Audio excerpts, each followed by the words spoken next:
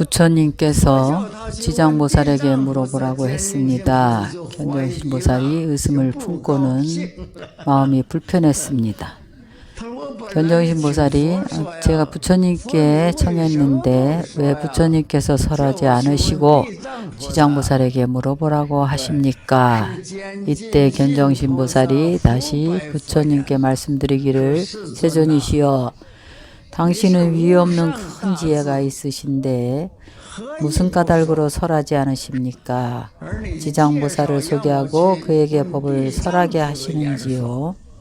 지장보살에게 설하게 하시는지요? 의혹이 생겼습니다. 견정신보살은 신심이 견고한 분입니다. 보살쥐에 오른 대보살 마살이십니다. 중생을 대신해서 청법을 하신 겁니다. 그는 대비심으로 일체 중생이 이 일에 대해 모두 의아해 할 줄을 아시고 중생을 대표해서 부처님께 청법을 하신 겁니다. 부처님은 일체지혜를 갖춘 분인데 본인이 설하지 않고 다른 보살님께 가서 청하게 하시니 무슨 뜻일까요? 의혹에 의혹을 더하게 합니다. 부처님께서 말씀하셨습니다. 부처님께서 견정신보살에게 말씀하시기를 그대는 높고 낮은 생각을 하지 말라. 부처님께서 일체법을 다 설해야 한다고 생각하지 말라. 지장보살도 나와 같느니라. 높고 낮음이 없느니라. 부처가 곧 지장보살이고 지장보살이 곧 견정신보살이니라. 그래서 지장경 제2품에서 이르기를 부처님께서 문수보살에게 말씀하셨습니다. 지장보살은 이미 오래전에 성불한 보살입니다. 그는 원력으로 인해서 그가 중생들을 다 제도한 후에야 성불하겠다고 한 것입니다. 이 법회에서 부처님께서 견정신보살에게 말씀하셨습니다. 내가 설하는 것은 맞는 법이라 생각하고 지장보살이 설하는 것은 틀리다고 생각하는가? 아닙니다. 지장보살은 이미 성불하신 분입니다. 높고 낮은 생각을 내지 마십시오. 일체 중생은 부처와 보살의 차이를 알지 못합니다. 우리는 부처는 높고 보살은 낮다고 생각합니다. 이것은 범부의 마음 상태입니다. 예를 들면 우리가 문수보살을 어떻게 보고 있습니까? 문수보살은 7 부처님의 스승님이십니다. 7분의 부처님을 문수보살께서 가르치신 스승님입니다. 이미 오래전에 성불하신 분입니다. 그리고 또 관세음보살은 우리가 볼 때 관세음보살이 아미타불 옆에 서서 시자처럼 보이지만 관세음보살도 이미 오래전에 성불하신 분입니다. 높고 낮다는 생각을 내지 마십시오. 부처님은 높고 보살은 낮다는 생각을 내지 마십시오. 이것은 범부들의 분별망상입니다. 견정신보살조차도 이런 분별망상이 있습니다. 이 모두가 시연하시는 겁니다. 만약 견정신보살이 이런 분별이 있다면 견정신이라 할 수 있겠습니까? 그는 이미 견정신을 성취했습니다. 범부들에게 모범을 보인 겁니다. 만약 견정신보살이 부처님께 이렇게 청하지 않았다면 왜 부처님께서 설하지 않으시고 보살을 찾아서 설하게 하실까? 부처가 보살보다 한 단계 높다고 생각합니다. 왜냐하면 수행할 때 보살의 단계를 거쳐야 성불할 수 있기 때문입니다.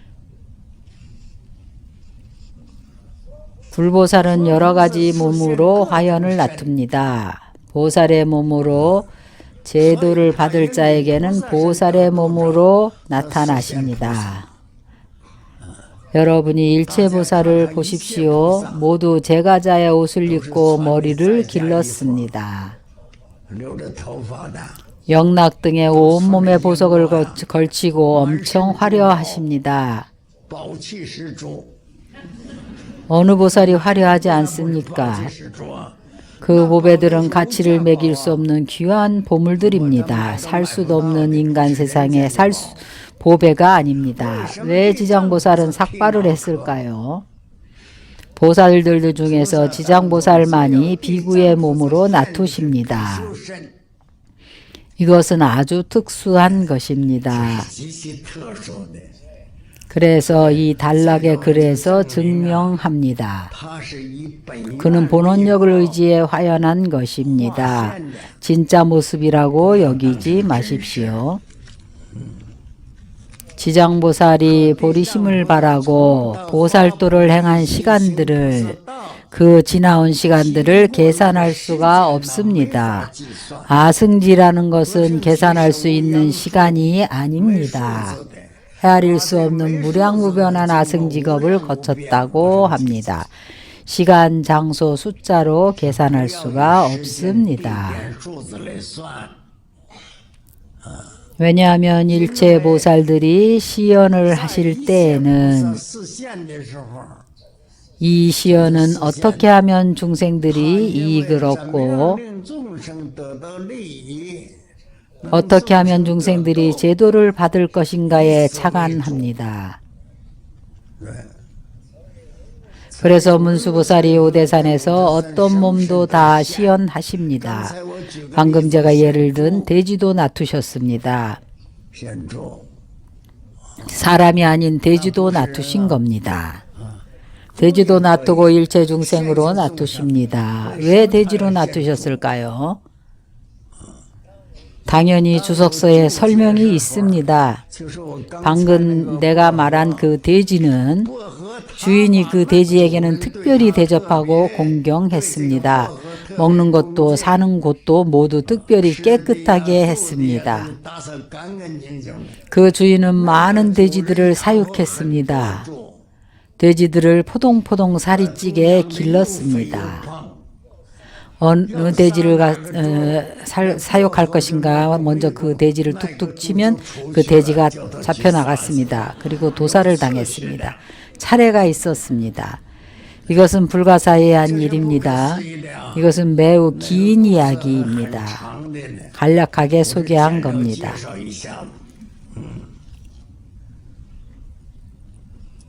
부처님께서 말씀하시기를 지장보살은 일체 국토에 시연하고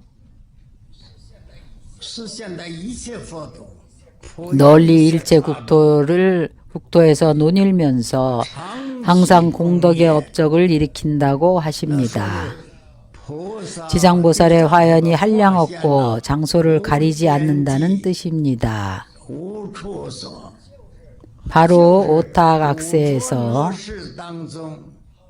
지금 우리가 살고 있는 이 사바세계에서 중생들을 교화하는 인연이 특히 두텁기 때문에 특히 그는 본원력으로 발언하고 훈습한 힘으로 중생들을 대신해서 고통을 받겠다고 했습니다. 중생들과 같은 모습으로 시연합니다. 그래서 우리가 지장경에서 볼 수 있습니다. 지장보살이 화연한 몸이 인류의 숫자보다 더 많다고 했습니다. 무궁무진합니다. 그는 무량한 세계로 갑니다. 그러나 그는 원력의 훈습에 의해서 원력의 훈습으로 여러 가지 모습의 중생상을 나타냅니다. 꼭 보살의 모습으로만 나투지는 않습니다. 지옥에 가면 지옥의 모습으로 나툽니다. 어느 정도까지 감흥을 하는가 하면 제가 지장보살 감흥설화를 하나 이야기해 드리겠습니다. 지장 감흥록에 나오는 이야기입니다. 한 목수가 있었습니다. 그가 길을 가다가 낡은 창고 같은 곳에서 긴 막대기 하나를 발견했습니다. 지팡이 같아 보였습니다. 좀 특이하게 생겨서 자세히 보니 막대기 윗부분에 지팡이 윗부분에 특별히 모양이 둥그렇게 생겨 있었습니다. 무슨 모양인지 알 수는 없는데 시커먼 색깔이었습니다. 그걸 주워가지고 돌아왔습니다. 침대 머리맡에 놓아두고 매일 한 번씩 만져보았습니다.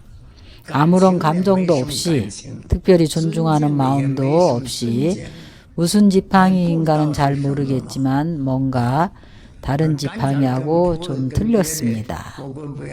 바로 이러한 인연으로 이 사람이 업보로 인해서 나쁜 악질 병에 걸렸습니다. 그래서 이 사람이 지옥으로 떨어졌습니다. 거기에서 한 비구 스님이 보이더니 그의 앞으로 왔습니다. 염라대왕이 깜짝 놀라서 자리에서 내려와 절을 하였습니다.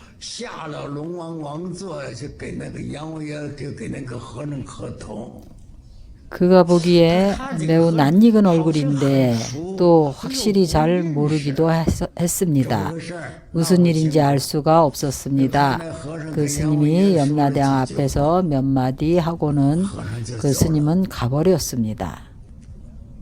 염라대왕이 그에게 말했습니다. 지장보살님이 내게 말하기를 당신이 그의 호법이라고 하셨습니다. 그래서 당신을 돌려보내드립니다.